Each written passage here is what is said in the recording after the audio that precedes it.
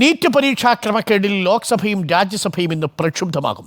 പരീക്ഷാ ക്രമക്കേട് സഭ നിർത്തിവെച്ച് ചർച്ച ചെയ്യണമെന്ന് ആവശ്യപ്പെടാനാണ് പ്രതിപക്ഷത്തിന്റെ തീരുമാനം. അഡ്ജേൺമെന്റ് നോട്ടീസ്. ലോക്സഭയിൽ രാഹുൽ ഗാന്ധിയും രാജ്യസഭയിൽ മല്ലികാർജ്ജുൻ ഖാർഗെയും നോട്ടീസ് നൽകും. പ്രധാനമന്ത്രി പ്രസ്താവന നടത്തണമെന്നും വിദ്യാഭ്യാസ മന്ത്രി രാജിവെക്കണമെന്നുമാണ് പ്രതിപക്ഷ പാർട്ടികളുടെ ആവശ്യം. വിവരങ്ങളുമായി ശരത് കെ ശശി നമുക്കൊപ്പം ചേരുന്നു. ശരത്ത്, ഇന്നിപ്പോൾ പ്രതിപക്ഷത്തിന്റെ ചൂടറിയുമോ ലോക്സഭയിലും രാജ്യസഭയിലും നീറ്റ് വിഷയത്തിൽ? അരുൺകുമാർ, ലോക്സഭാ സമ്മേളനം ആരംഭിച്ചത് എംപിമാരുടെ സത്യപ്രതിജ്ഞയോടെയായിരുന്നു. അന്നേ ദിവസം മുതൽ തന്നെ നീറ്റ് വിഷയം സഭാതലത്തിൽ ഉയർന്നു കേട്ടിരുന്നു. പക്ഷേ ഇന്ന് അതിനേക്കാൾ തീവ്രമായി പ്രതിപക്ഷം വിഷയം ലോക്സഭയിൽ ഉന്നയിക്കും, രാജ്യസഭയിൽ ഉന്നയിക്കും എന്നുള്ള കാര്യം വ്യക്തമാണ്.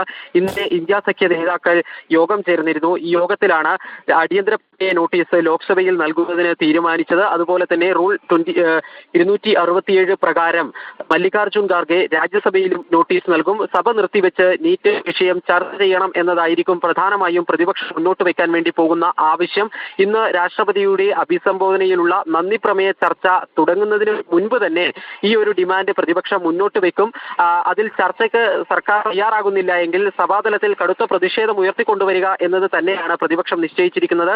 കഴിഞ്ഞ 4 ദിവസവും സഭാ നടപടികളുടെ ഘട്ടത്തിൽ പ്രതിപക്ഷം ശക്തമായി നീറ്റ് വിഷയം ഉയർത്തിക്കൊണ്ടുവന്നിരുന്നു.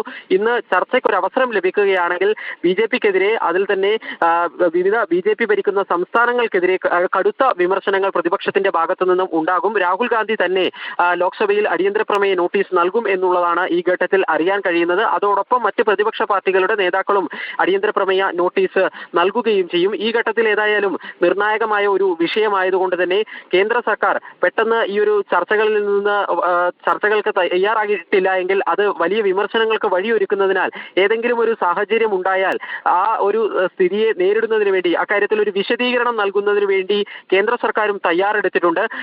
കടുത്ത പ്രതിഷേധത്തിലേക്ക് പ്രതിപക്ഷം നീങ്ങുകയാണെങ്കിൽ കേന്ദ്ര വിദ്യാഭ്യാസ മന്ത്രി ധർമ്മേന്ദ്ര പ്രധാൻ ഇത് സംബന്ധിച്ച് സഭയിൽ ഒരു പ്രസ്താവന നടത്താനുള്ള സാധ്യതയാണ് കാണുന്നത്.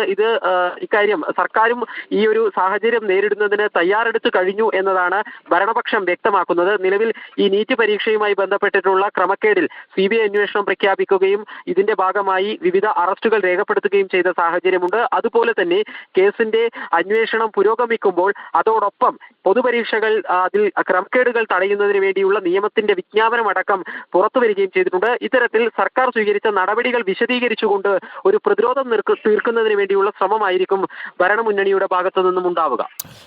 എന്തായാലും ഈ വിഷയം പാർലമെന്റിന് പുറത്തും ഒരുപക്ഷെ പ്രതിപക്ഷം ആളിക്കത്തിക്കാൻ ശ്രമിക്കുമെന്ന കാര്യത്തിൽ സംശയമില്ല. നേരത്തെ നീറ്റ് വിഷയത്തിൽ രാഹുൽ ഗാന്ധിയുടെയൊക്കെ പ്രതികരണം നമ്മൾ കണ്ടിരുന്നു. ഒപ്പം ചോദിച്ച ചോദ്യങ്ങളും നമ്മൾ കേട്ടിരുന്നു. ഉക്രൈൻ്റെ സമാധാന പ്രശ്നമൊക്കെ അവസാനിപ്പിക്കാൻ പോയി, പക്ഷേ നീറ്റ് പരീക്ഷ കൃത്യമായിട്ട് നടപ്പിലാക്കാൻ പറ്റുന്നില്ലല്ലോ എന്ന ചോദ്യമൊക്കെ നമ്മൾ കണ്ടിരുന്നതുമാണ്.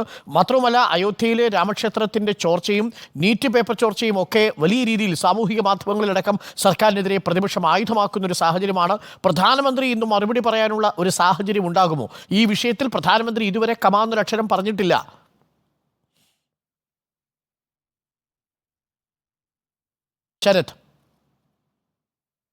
ശരത്തിന്റെ ടെലിഫോൺ ബന്ധം വിച്ഛേദിക്കപ്പെട്ടിരിക്കുന്നു.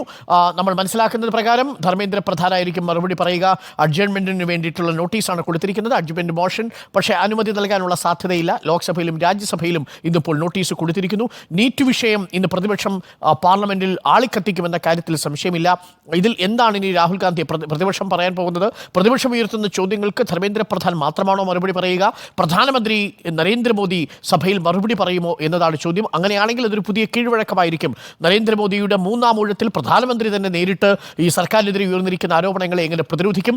ഒപ്പം തന്നെ മാനവ വിഭവശേഷി വകുപ്പ് മന്ത്രി ധർമ്മേന്ദ്ര പ്രധാൻ രാജിവെക്കണം എന്നുള്ളൊരു ആവശ്യവും ഇന്ന് പാർലമെന്റിൽ മുഴങ്ങിക്കേൾക്കും. പാർലമെന്റിൽ സഭ കൂടി ആദ്യ ആഴ്ചയിൽ തന്നെ സർക്കാരിനെതിരെ ഒരു പ്രധാനപ്പെട്ട ആയുധം ഉപയോഗിക്കുകയാണ് ഇന്ന് പ്രതിപക്ഷം. വളരെ ചൂടുപിടിക്കും ഇന്ന് ലോക്സഭയും രാജ്യസഭയും എന്ന കാര്യത്തിൽ സംശയമില്ല.